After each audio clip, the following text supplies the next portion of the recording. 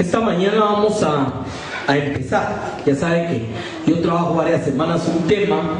Vamos a empezar a trabajar un tema que habla de 3 aspectos fundamentales en la personalidad del hombre y que tienen un especial bastión en el caminar de una familia también. Y son estas 3 pequeñas pero tremendamente grandes palabritas: la autoestima, o sea, el valor que tenemos; la pertenencia, o sea, el saber que somos parte de algo; y el tercero es la aptitud, o sea, saber que podemos. Esos son 3 elementos fundamentales. Ahora, cuando vemos hacia nuestra sociedad y vemos muchas veces al seno familiar, es en la familia donde se desarrollan esos 3 aspectos en forma embrionaria. Desde que un bebé viene a un hogar, a un matrimonio, empieza a sentirse autovalorado, o sea, desde chiquito, y es importantísimo que crezca sabiéndose que él es importante para los que lo aman. Eso es fundamental. El segundo elemento es que se sienta parte de esa familia, o sea, que se sienta ser parte primero de una familia, después de un grupo en la escuela, después en el trabajo, pero que siempre tenga un sentido de pertenencia. Y el tercero es que sienta que puede, o sea, que es capaz, que sirve para las cosas, que puede dar si le dan, instrucción. Son 3 cosas fundamentales y es precisamente ahí donde el enemigo destruye. Déjeme darle un ejemplo. Usted sabe que en lo secular yo trabajo mucho lo que tiene que ver temas de investigación criminal y todo esto, por eso le menciono este ejemplo. O sea, cuando un niño crece totalmente desprotegido de un hogar, lo que llamamos niños de la calle, lamentablemente, en primer lugar pierde su valoración. Ese es el primer elemento. Luego necesita un sentido de pertenencia, y ahí es donde encuentra lugar dentro de maras, dentro de grupos de criminalidad, etcétera, porque son los que lo aceptan. Y eso mismo lo hace a él probarse que es capaz de estar ahí. Y lamentablemente, ¿qué vemos en nuestra sociedad? Que muchas veces la iniciación es que te quiera matar a alguien o hacer algún gran daño para demostrar que sí puede y que lo aceptan en el grupo. Ese es tal vez el caso más extremo que nos presenta la urgencia y la importancia de esos 3 elementos, primero en lo personal, pero segundo en lo familiar también. O sea, como papás tenemos una tremenda responsabilidad de que nuestros hijos crezcan sabiendo que tienen valor, se sientan parte de y al mismo tiempo descubran sus aptitudes. Y por eso es el tema del cual queremos hablar. Y lógicamente no lo voy a hacer bajo un enfoque social, solo la introducción, porque es una realidad, pero lo vamos a ver desde el punto de vista eminentemente teológico. Ahora, ¿dónde empezó todo este problema? Nuevamente vamos hacia la raíz en el libro de Génesis.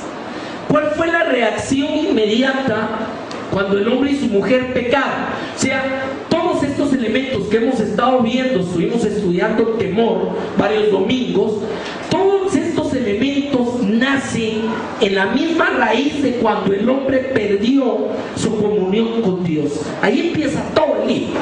Y vamos a ver nuevamente Génesis 3, 7 y 8, y usted va a ver cómo nuevamente se vuelven a ver estos 3 valores afectados desde el mismo huerto del Edén. Después que pecaron, dice la Escritura, Génesis 3, 7, que fueron abiertos sus ojos y se vieron que estaban desnudos. ¿Cuál fue la reacción al descubrir la desnudez? En este caso, recuérdense que es una expresión de sus realidades, de su falla. Cuando vieron qué había pasado, cómo estaban, lo primero que buscan es cómo cubrirse ellos mismos. Dice, se cosieron hojas de higuera y se hicieron delantales. ¿Cuál es la forma como el hombre trata de suplir esa falta de valorización que muchas veces tiene en su corazón?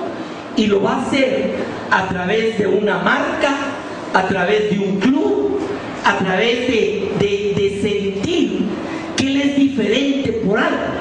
Y ese es el gran éxito de las modas y de todo lo que vemos alrededor del mundo. ¿Qué es lo que le venden a la gente? Sea diferente, sea usted vale, usted dese ese lujo. O sea, le digo, es interesante ver cómo esa autovaloración de la persona no solamente le abre la puerta a la parte comercial, sino es una forma como el hombre trata de hacerse hojas de higuera. O sea, cuando la persona se siente autosuficiente, se siente en su autovaloración mal, va a tratar de hacer hojas de higuera. O sea, va a tratar de hacer cosas que puedan hacerlo sentir importante, ¿me entiende? O que la gente lo reconozca, o que la gente sepa que él es distinto. Todo eso es una lucha total, si usted lo ve en la personalidad humana, porque el hombre tiene problemas de aceptación a sí mismo. O sea, el hombre se siente que no vale. Y eso fue lo que pasó en el huerto de Edén. Cuando se dieron cuenta de lo que habían hecho, se dieron cuenta de su desnudez, o sea que no tenían nada de cobertura delante de Dios, lo que tratan de hacer son hojas de higuera. Y esas hojas de higuera, como le digo, históricamente han tomado muchas formas, pero sigue siendo una forma como el hombre trata de suplir su falta de valoración a sí mismo.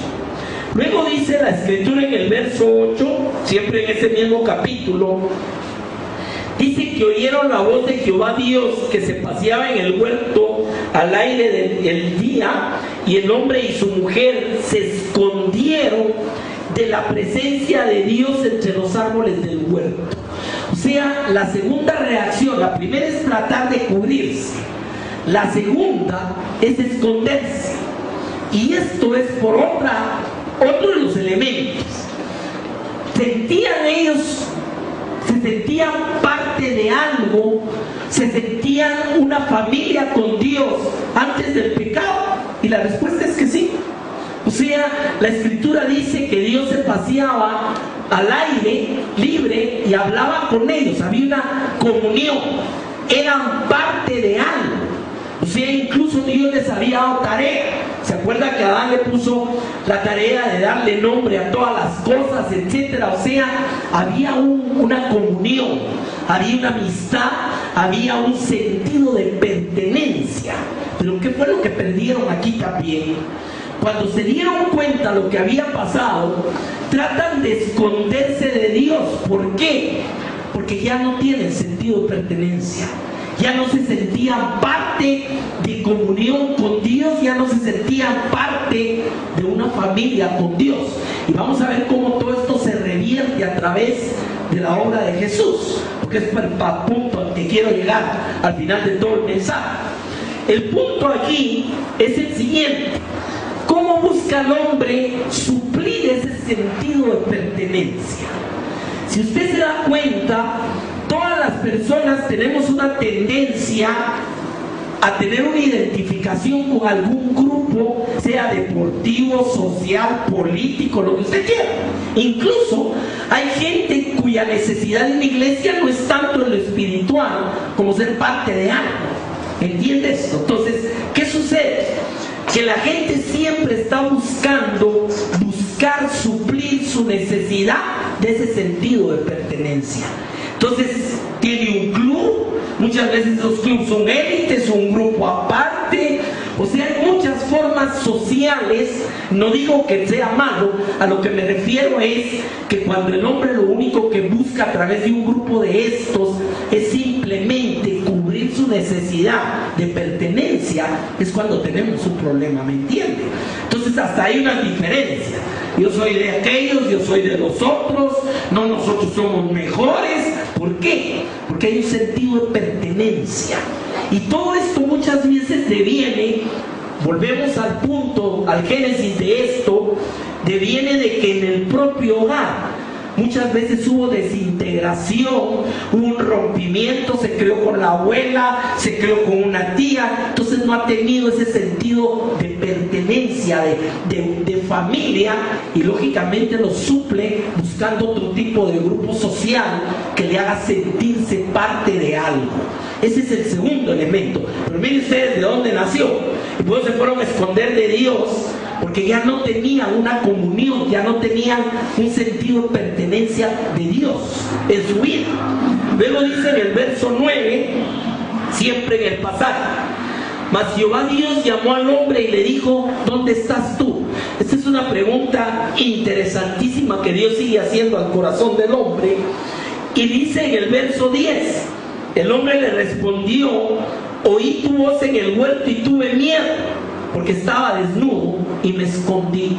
Aquí viene el tercer elemento.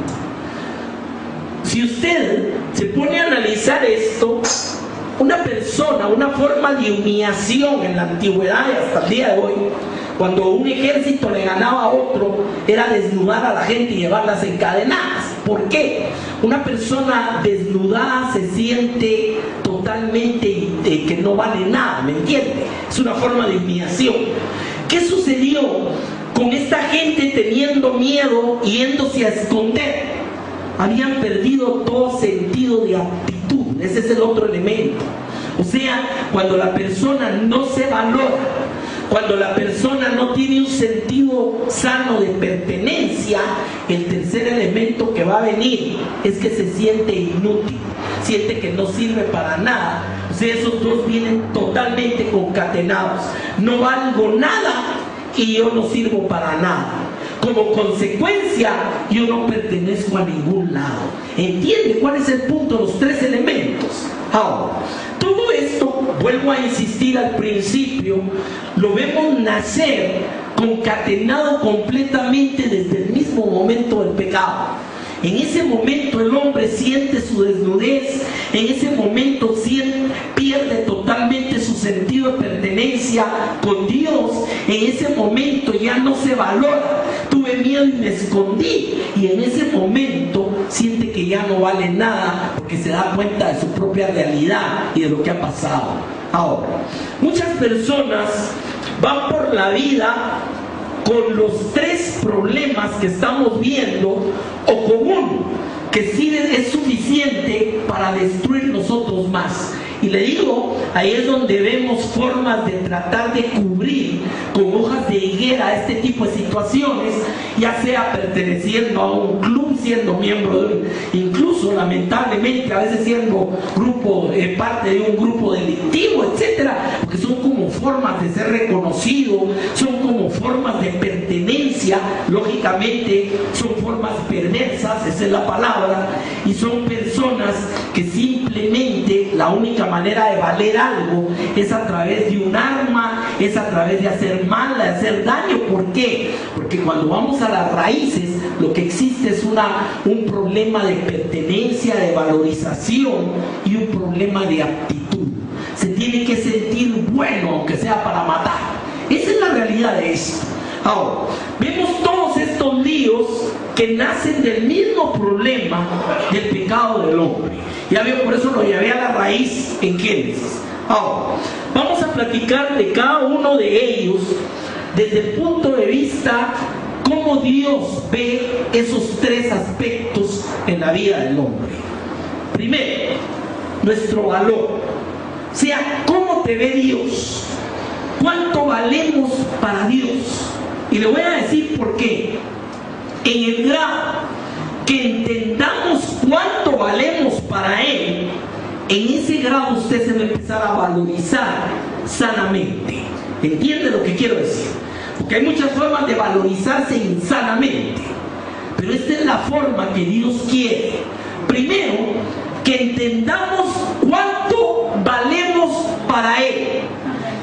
Le digo, tengo casi 30 años ya en ministerio, he trabajado en ministerios se lo he contado, de cárceles, etcétera, y le digo, uno de los líos más grandes para poder sembrar la semilla del evangelio en el corazón de una persona es que esa persona entienda que vale para Dios. ¿Entiende? La gente siempre va a salir con que mire, pero es que yo soy muy poca cosa, es que a Dios a mí no me va a perdonar, es que usted cómo va a creer que Dios te interese yo, si mire yo todo lo que he hecho. O sea, siempre el enemigo va a fortalecer la desvalorización de la persona para que no se acerque a Dios. ¿Entiende el punto? Ese es un secreto, es un arma del enemigo. Entonces la persona no busca. ¿Por qué no busca? Porque se siente tan mal, se siente tan desnudo delante de Dios, que mejor lo evita. Dice, no, mire, a mí Dios no me quiere. Y empiezan entonces a echarle la culpa a Dios de todo. Si Dios me quisiera, yo no hubiera tenido los papás que tuve, hubiera nacido en otro lugar. Si Dios me quisiera, yo no estuve. O sea que al final Dios es el culpable de todo. ¿Por qué? Porque como se sienten desvalorizados, también tienen que buscar un culpable. ¿Entiende el punto de esto? Y por eso el mensaje empieza precisamente: no vamos a poder llegar a tener un sentido adecuado de pertenencia y de aptitud si primero Dios no trata con nuestra valorización. ¿Cuántos entendemos eso esta mañana? O sea, tenemos que entender cuánto costamos y cuánto valemos para Dios. Y vamos a ver varios pasajes que nos van hablando de esto. Primero, el clásico, el más grande, lo que le llaman el Evangelio encapsulado, Juan 3:16. Ahí empieza toda la historia de valorización. Porque de tal manera amó Dios al mundo, que ha dado a su Hijo unigénito, para que todo aquel que en Él crea no se pierda, mas tenga vida eterna. Y aquí vamos a detenernos una pequeña exégesis de este versículo, porque tiene grandes líneas de conocimiento de la relación de Dios con nosotros. Primero, dice que Dios amó al mundo. Eso significa literalmente que Dios nos ama. ¿Cuántos entendemos eso, hermano? Y cuando digo Dios nos ama, no dice que Dios amó al religioso, no dice que Dios amó al judío, no dice que Dios amó a los que le agradaban, no. Dice que Dios amó al mundo. Y hasta donde yo entiendo, usted y yo éramos parte de ese mundo. ¿Es cierto o no? O sea, hay muchas escrituras que nos enseñan, primero, que Dios no hace acepción de personas. Segundo, que nadie puede estar delante de Él por sí mismo. Es el amor de Dios. Y eso nos lleva a entender que el elemento más importante de por qué usted tiene un gran valor es porque usted es objeto del amor de Dios. ¿Cuántos se gozan de eso, hermano? Mire, con solo que usted entienda, yo podría parar el mensaje aquí, con que usted entienda que Dios lo ama, ya usted caminó a saber cuántos kilómetros en esto, hermano. ¿Correcto? Porque ahí está todo el lío. Si yo sé, si yo entiendo, si yo vivo creyendo en todo mi corazón que Dios me ama, las cosas van a ser diferentes en mi vida. Y eso va a afectar mi sentido de pertenencia y mi aptitud. ¿Ya me comprendió? Y un elemento que es fundamental, dice que la forma de expresión del amor de Dios fue habernos dado a su Hijo unigénito. Ese es el segundo elemento de esto. O sea que la motivación por la cual Dios dio a su Hijo es una expresión de su amor. ¿A quién? Al mundo. Y hermano, lo vemos en la cruz directamente. ¿Qué hizo Jesús con los que lo estaban crucificando? ¿Qué hizo Jesús con los que se estaban burlando? ¿Qué hizo Jesús con aquellos que lo habían llevado a esa cruz? Los maldijo, pidió legiones de ángeles que los destruyeran, los mandó al infierno, o dijo: Padre, perdónanos, porque no saben lo que hacen. ¿Entiende el punto de esto, mi amado? O sea, podemos llegar a entender que el amor de Dios es un amor no por lo que nosotros somos, sino a pesar de lo que nosotros somos. Esos son dos elementos distintos. Y le voy a decir, los que tenemos la dicha de ser papás, entendemos esto claramente. ¿Ama usted a sus hijos por lo que son o los ama porque son sus hijos? Ahí está toda la expresión. Y a veces unos son mejores que otros, todos lo sabemos, pero usted los ama igual. ¿Por qué? Porque son sus hijos. ¿Es cierto o no es cierto? El amor de Dios hacia nosotros no es porque usted se lo gane, no es porque usted sea el mejor, no es porque usted haya hecho algo. Dice la Escritura que el amor no consiste en que nosotros hayamos amado primero a Dios, sino que Dios nos amó y dio a su Hijo unigénito por nosotros. Esta es otra porción, ¿entiende? Y dice otra porción que el amor de Dios se expresa en que siendo aún pecadores, Dios nos amó. Porque ese es otro elemento importantísimo también, mi amado. A veces creemos que tenemos que ganarnos el favor de Dios. Fíjese que mucha de la gente que a uno le toca a veces ministrar, que ha tenido problemas de delincuencia, etcétera, es gente que cree que primero tiene que cambiar, que primero tiene que dejar aquello o lo otro para que Dios lo ame. Y ese es el error más grande. El valor que tenemos es que somos objeto del amor de Dios. Y Dios no está esperando que te ganes el amor. Dios no te dice, mira, primero cambia. No te dice, primero vuélvete bueno, arregla todo lo malo que hiciste y después me buscas. No es cierto. Y lo voy a decir, tenemos un ejemplo tan maravilloso en uno de los ladrones de la cruz. Ese hombre llegó a esa cruz, ¿por qué?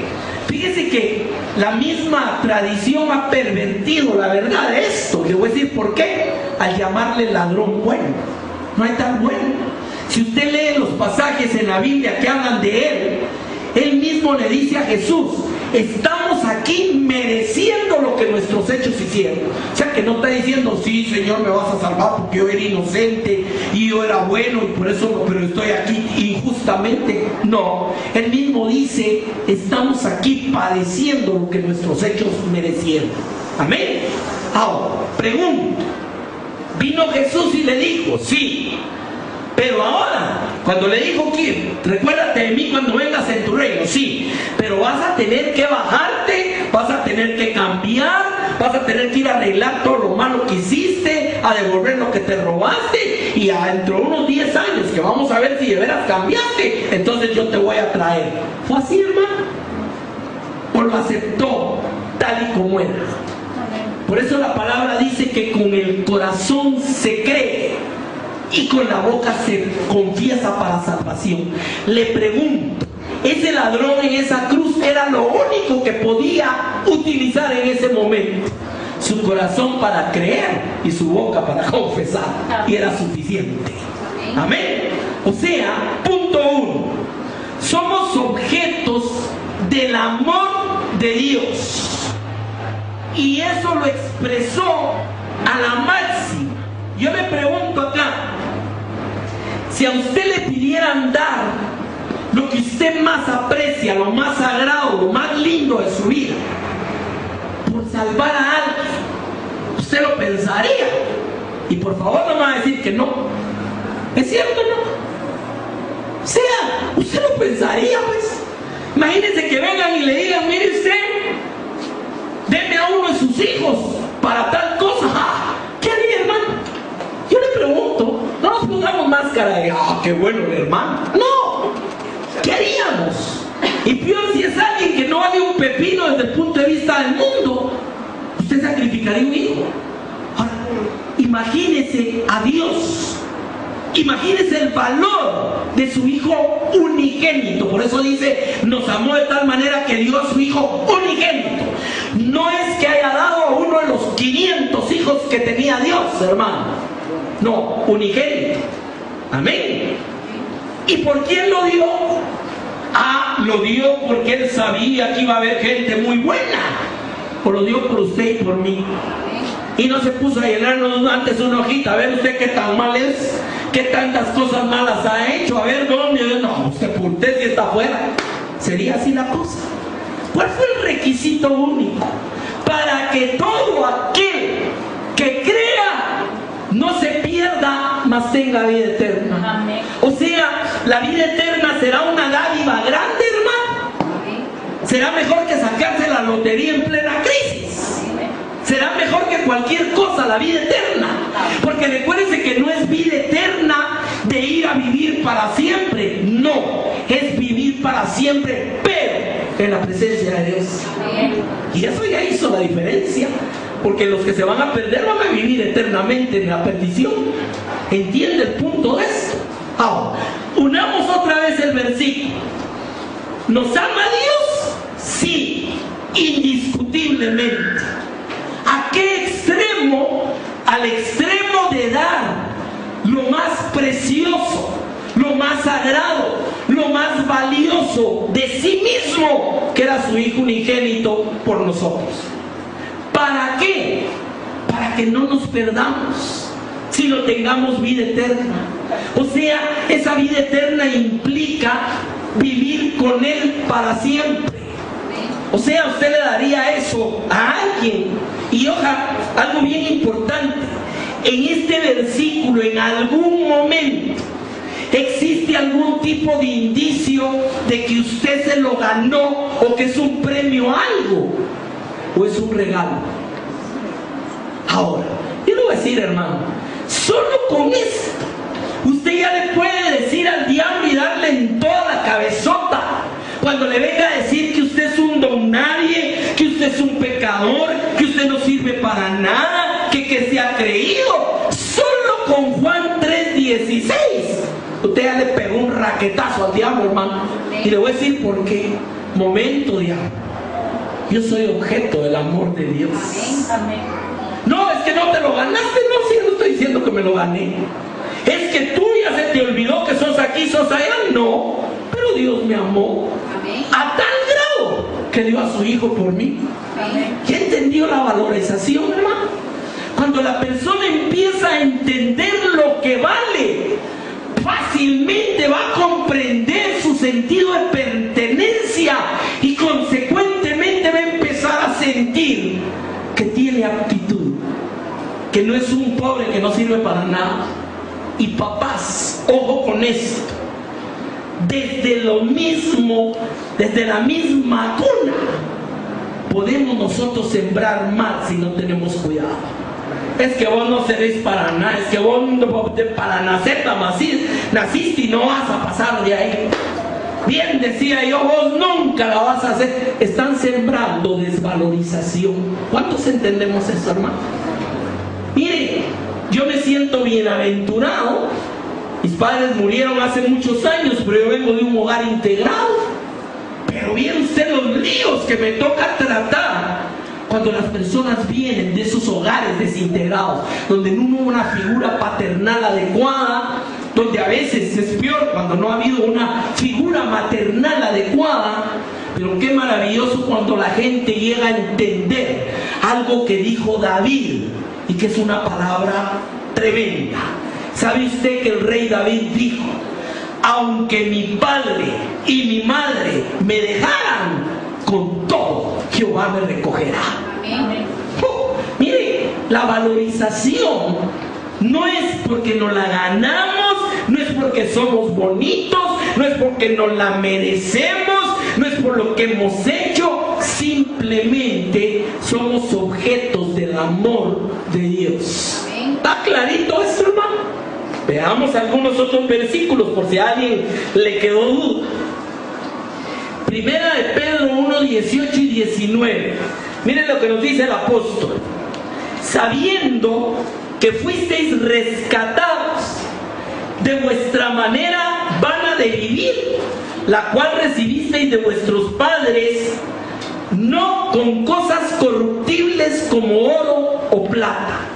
O sea, fuimos rescatados no con oro, ni con plata, ni nada corruptible, sino, dice verso 19, con la sangre preciosa de Cristo, como de un cordero sin mancha y sin contaminación.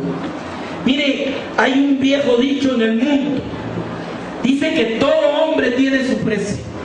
¿Ha oído eso? Bueno, estoy de acuerdo con una diferencia.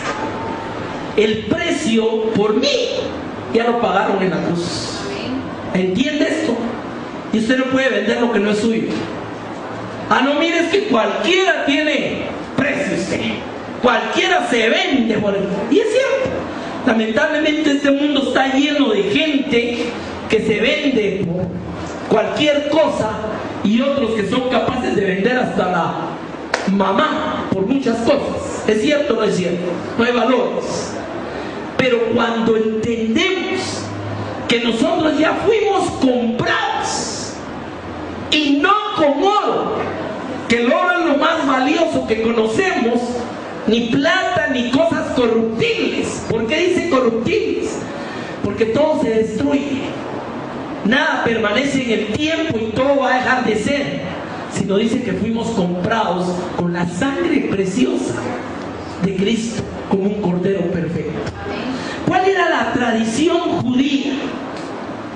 La forma de limpiar, de expiar, era la sangre de un cordero. Por eso Jesús se le llama el Cordero de Dios, que quita el pecado del mundo. Lo que está diciendo el apóstol Pedro acá es que nuestro precio, nuestro valor, radica en la sangre de Cristo. ¿Cuántos entendemos eso, hermano? Y entonces alguien que te venga a decir que no vales nada, o quién es usted para que crea que vale algo, perdóneme. ¿Sabe cuál es mi valor? Una sangre perfecta que fue puesta en una cruz. Mire, uno de los momentos más especiales de mi vida con Janet, nunca lo voy a olvidar, fue cuando estuvimos en Jerusalén al pie del Gólgota. ¿Por qué? Porque solo saber, no por el lugar, no era romería, solo saber lo que ahí pasó y lo que eso tiene de valor, no para ahorita, para toda la eternidad en nuestra vida, es más que suficiente, hermano. ¿Entiende ese punto? Ahora, vamos ya. ¿Por qué valemos? ¿Cuál es tu valor? Eres objeto del amor de Dios. Llegó al extremo de dar a su hijo por ti. No quiere que te pierdas y pagó un precio que no es oro ni plata, sino la sangre misma de Cristo. ¿Cuánto estamos entendiendo el valor, hermano? Y ahí, perdónenme, me voy a poner creído junto con usted. Los cristianos valemos algo, hermano. Mire, déjeme decírselo como dice un hermano. Antes éramos un don nadie del diablo, ahora somos unos hijos preciosos de Dios. Amén. Amén. Cuando se despierte en la mañana, esté lloviendo, haya frío, la cosa esté difícil, tenga examen, lo que sea, ve hacia el espejo y que sus primeras palabras sean: gracias, porque soy tu hijo. ¿Entiendes eso, mi amor? Mi valor radica en esa cruz. Mi valor radica en el amor del Padre expresado ahí. Mi amor radica en esa sangre preciosa. No necesito pertenecer a algún club o tener un apellido muy grande que ni lo pronuncie nadie. No necesito llenarme de diplomas y títulos. Todo es accesorio en la vida, hermano. Mi principal valor es la sangre de Cristo en mi vida. ¿Entiendes? Dice la palabra que por esa sangre y por el testimonio hemos vencido al mundo. O sea, hay muchos elementos y referencias de esto. Veamos otra más. Romanos 8:32. Esta me gusta mucho. Está hablando del Señor, de Dios, y dice: el que no escatimó a su propio hijo. Y me voy a detener aquí. Este es un paralelo teológico de Juan 3:16. ¿Qué significa escatimar? Creo que todos entendemos la acepción gramatical de esto. Significa simplemente que le doy cualquier cosa, pero esta sí no me la pide. ¿Ya? Por eso la gente dice es que no escatima en tal cosa. ¿Es cierto o no? No escatimar significa que estamos dispuestos a dar aquello. ¿Cómo empieza el versículo? Y aquí hay un elemento, antes que todo. ¿A quién escribe Pablo estas palabras en Romanos 8? Lo escribe a una iglesia cristiana naciente, una iglesia que andaba escondiéndose, que estaba sufriendo persecución, los crucificaban en actos públicos, los echaban a los leones, los estaban persiguiendo. ¿Cómo se podía sentir una comunidad de esa manera desvalorizada, etc. Y viene Pablo y les escribe y les dice: recuérdense que no escatimó a su propio Hijo. Ya me entiende el punto. ¿Cuál era el valor para Dios de este pueblo? Y dice: no escatimó ni a su propio Hijo, sino que lo entregó por todos nosotros. Hermano, yo le pregunto, ¿será que usted tiene valor para Dios? ¿Sí o no? Y mire, déjeme decirle algo más. ¿Podía Dios borrar de sobre la faz de la tierra a la humanidad y crearse una raza nueva que no le fallara? Claro que sí. Pero dice la palabra que no socorrió a los ángeles, sino nos socorrió a nosotros. O sea, ¿será que tenemos valor? ¿Será que valemos algo, hermano? Ah, no, mire, hermano, yo porque no le he contado, pero yo no valgo nada. Ah, ¿será que usted no vale, hermano? Sabe que uno como ministro, cuando entiende estas verdades, ya no puedo ver con menosprecio a la prostituta, no puedo ver con menosprecio al indigente, no puedo ver con menosprecio al drogadicto. ¿Por qué? Porque aunque estén en la condición que estén, siguen siendo objetos del amor de Dios, y lo que necesitan es entenderlo y abrirle su corazón a Dios. ¿Entiendes?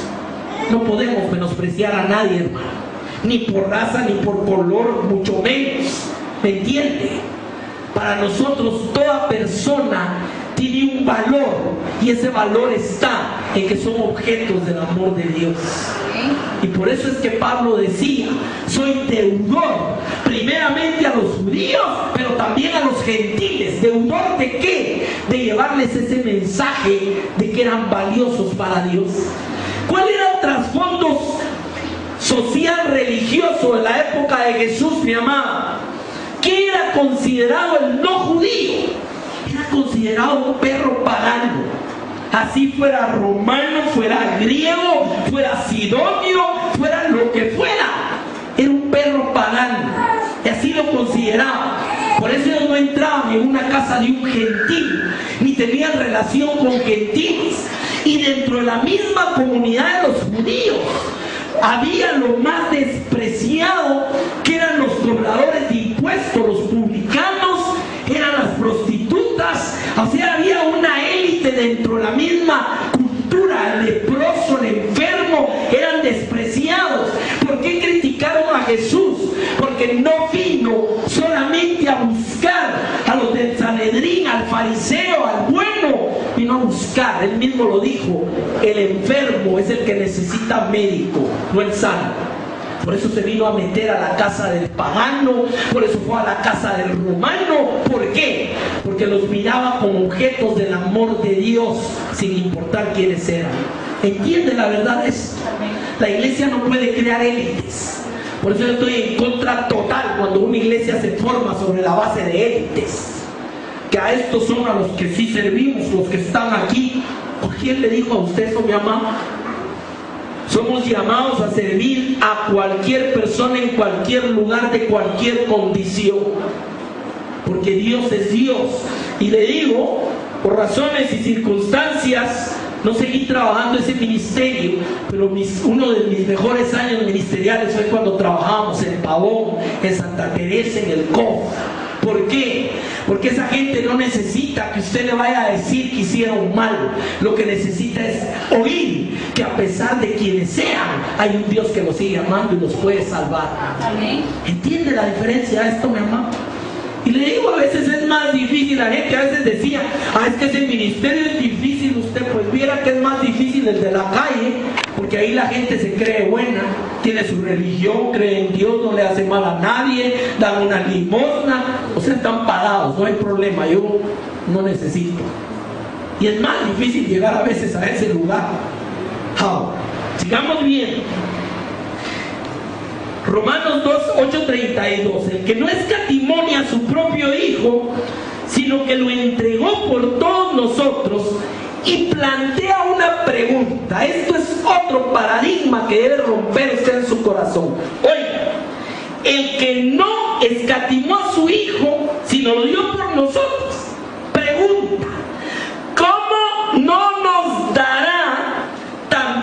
con Él todas las cosas.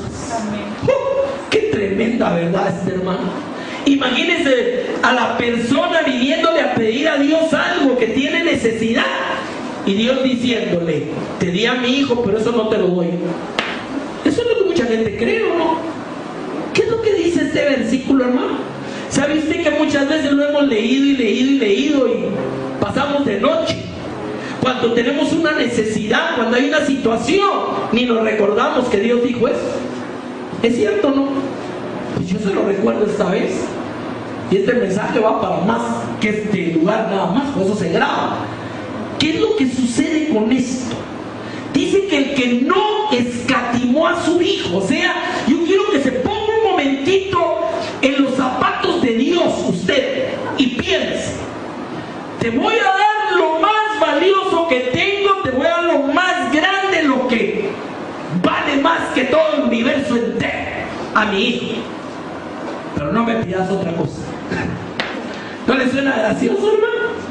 Señor, necesito un trabajo, Señor, necesito tal cosa. No, ya te di a mi hijo.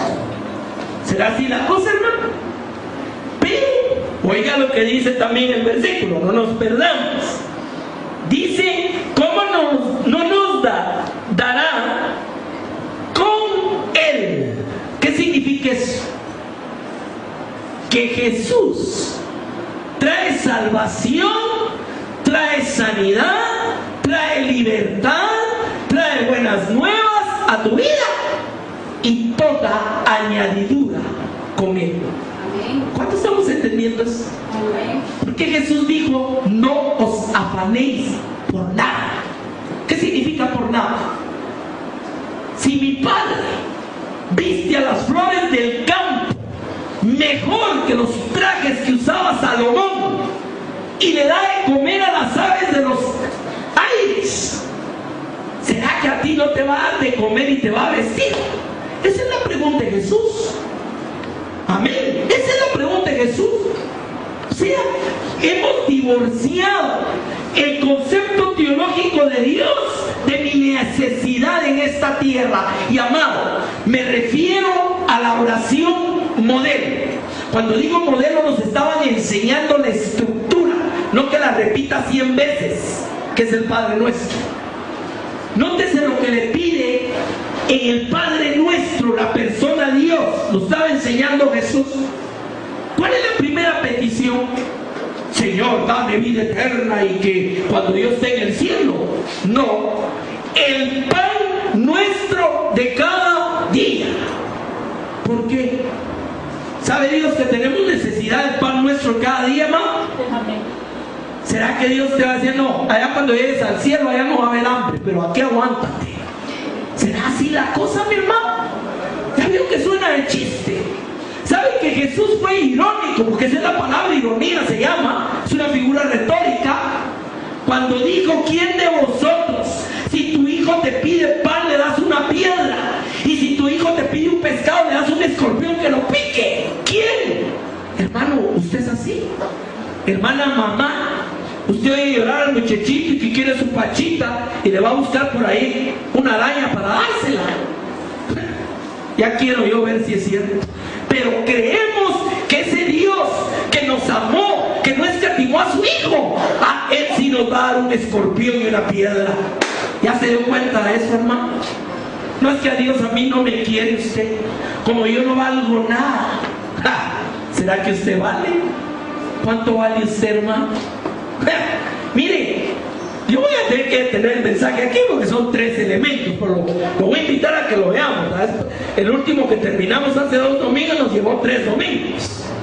Pero déjeme decirle, tenemos que entender que Dios nos ama. Tenemos que entender que es el que nos suple, el que nos bendice. Hermano, dice la palabra que por el Espíritu le podemos llamar Abba Padre. ¿Qué significa eso? Significa papito. Entiéndalo. ¿Cómo le voy a decir yo a Dios papito? Perdóneme, pero es el que lo dice. Mire, yo siempre he puesto el ejemplo. Mis hijos me piden audiencia con 15 días de anticipación en papel membretado y con auténtica de abogado cuando quieren hablarme un minuto. No, esos abren la puerta del cuarto y se me van a tirar encima de la cama aunque esté durmiendo todavía. ¿Por qué? Porque son hijos. ¿Ya entiende la diferencia? Dice la palabra que usted y yo tenemos entrada confiadamente al trono de la gracia para alcanzar el oportuno socorro. Eso está en el libro de Hebreos, léalo. Amén. Ah, no, Dios no nos va a hacer caso. Tengo que ir a su mamá primero para que la mamá le pida al hijo y así le lleven el mensaje al padre. ¿Será necesario, hermano? Perdóneme que se lo diga. ¿Será necesario? Eso no está en la palabra en ningún lado. Pero eso es lo que a veces creemos y pensamos, hermano. Que para poder llegar a Dios tengo que ir por fulano, por sultano. Incluso hasta nos han enseñado que hay que pedirle a un montón de gente que ya se murió que interceda por mí. Dígame si eso no es espiritismo. ¿Es cierto lo que estoy diciendo, no? Perdónenme que lo diga, pero en la palabra no lo encuentro en ningún lado. Dice entrar confiadamente al trono de la gracia. Ahora, pone un requisito. Por el camino nuevo que nos abrió, ¿quién? Cristo. Y es su carne y su sangre.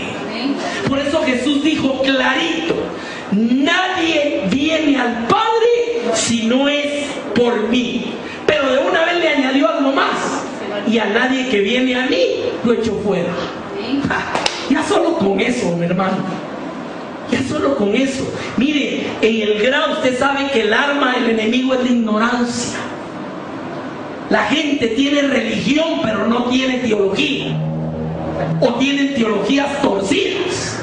No entienden quiénes son para Dios. No entienden que Dios es un Padre. Por eso es que nos enseñó Jesús a decirle Padre. Y no solo Padre, Padre nuestro. ¿Qué significa Padre nuestro? Es mi papá.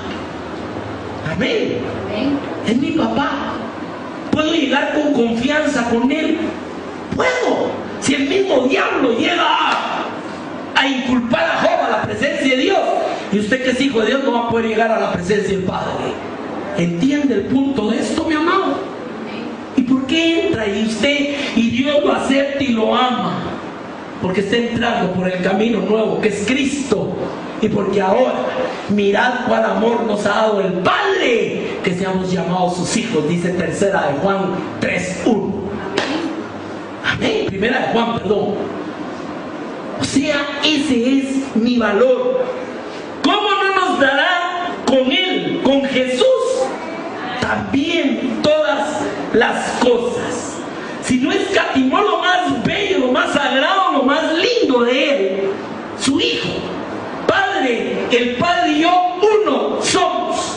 Sé que nos está dando parte de sí. Ah, pero te va a escatimar lo demás, el que es dueño de los cielos y la tierra. ¿Entiende la diferencia, mi amado? ¿Entiende la diferencia?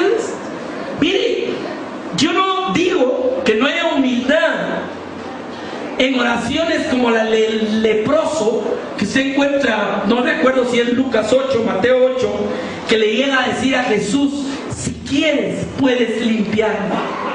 Fíjese la pregunta del hombre. ¿Y cuál fue la respuesta de Jesús? No, dentro de unos 10 años regresá y vamos a ver. ¿Y quién te dio autorización de hablarme? No, le dijo: quiero, sé limpio, y extendió su mano. ¿Entiende la diferencia de esto, hermano? Y los ciegos que clamaban: Jesús, hijo de David, ten misericordia. Y se detuvo. Toda la gente diciendo: ya cállanos, ya se embulla, mejor diles que se callen. Ese es el mundo diciéndote: cállate, no le pidas a Dios. ¿Me entiende? Pero aquellos hombres, dice que regresó Jesús y les dijo: ¿y qué quieren que les haga? ¿Por qué les preguntó, hermano? No sabía que eran ciegos. Pero te está preguntando: ¿qué quieres? ¿Qué necesitas? Por eso Jesús dijo: cuando oren, díganle: Padre nuestro, danos el pan. Amén. O sea, nos está diciendo, dijo: el que pide, recibe; el que busca, halla; el que llama, encuentra. ¿Por qué? Porque está dispuesto a responder. ¿Por qué está dispuesto a responder? Porque nos ama, porque tenemos valor para para Él. La vida de oración de muchos va a cambiar el día que entiendan que el Padre los ama. Mientras no entiendan eso, hermanos, se sienten que no son dignos, se sienten cucarachas con las alitas así, las antenitas. Mucha gente anda así. ¿Sabe usted eso? Mucha gente todavía llega a la iglesia y entra arrastrándose, literalmente lo estoy diciendo. A ver si Dios lo oye, a ver si Dios le dice algo. Mire, yo recuerdo también el estanque de Bethesda en Jerusalén, donde bajaba un ángel de vez en vez, y viene Jesús y ve a aquel pobre paralítico, tenía 37 años ahí, y le dice, fíjese, le pregunta que si quiere que lo sane. ¿Y cuál fue la respuesta? Sí, Señor, sámalo. No, le empieza a contar por qué no puede ser sanado. A veces Dios te está preguntando, hijo, ¿qué necesitas? Y le empezamos a contar la historia de por qué no puede. ¿Qué le dijo este paralítico a Jesús? Pues fíjate que de vez en cuando baja un ángel y toca el agua y el primero que entra es sanado, y yo aquí estoy, pero como no hay quien me ayude, no he podido llegar y aquí estoy esperando. Mire, una cualidad sí tenía ese hombre, tenía 37, 38 años, estar ahí esperando. Pero hay muchos que están esperando porque no han entendido que Jesús ya está a las puertas de su vida, hermano. ¿Entiendes? Ese es el problema. Así empezamos gateando espiritualmente también. Amén. Terminemos este pasaje, hermano, porque ahí nos vamos a quedar. ¿Cómo no nos dará también con Él todas las cosas? Y oiga el verso 33, otra pregunta. ¿Quién acusará a los escogidos de Dios? Dios es el que justifica. Puede el diablo venir a traerte toda la basura de tu vida, porque todos hemos tenido y tenemos basura en nuestra vida, pero la puede traer y ponértela encima y decir, ya se te olvidó que tú sos aquí un bravuco, un fulano, un sultano, y además te acordás todo aquello que hiciste. Eso no se olvida. Y la gente ahí sale con la carga, ¿me entiende el punto? Dice, ¿quién acusará?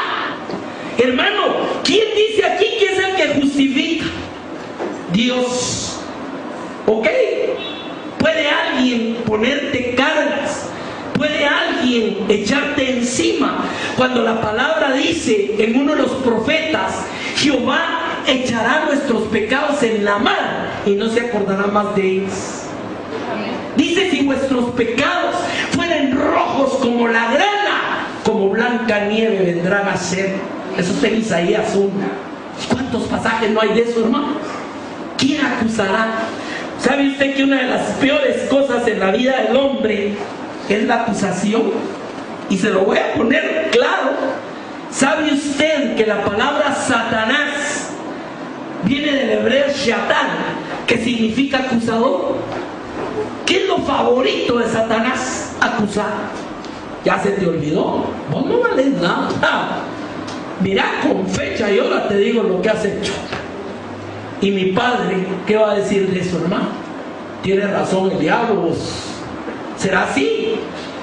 Hay un pasaje en el profeta Zacarías donde dice que trajeron inmundo a un profeta y lo pusieron delante de Dios. Léalo, ahí está en Zacarías. Y vino Satanás, el acusador, a la par. ¿Y sabe qué ordenó el Señor? Cámbienle esas vestiduras inmundas. Eso fue lo que hizo nuestro Cristo en la cruz. Amén. Amén. Terminemos viendo esto. ¿Quién es el que condenará? ¿Qué se necesita, hermano, para que haya condena? Se necesita que hayan habido cargos y que haya resultado culpable. Nos da una lección Jesús con la mujer adúltera.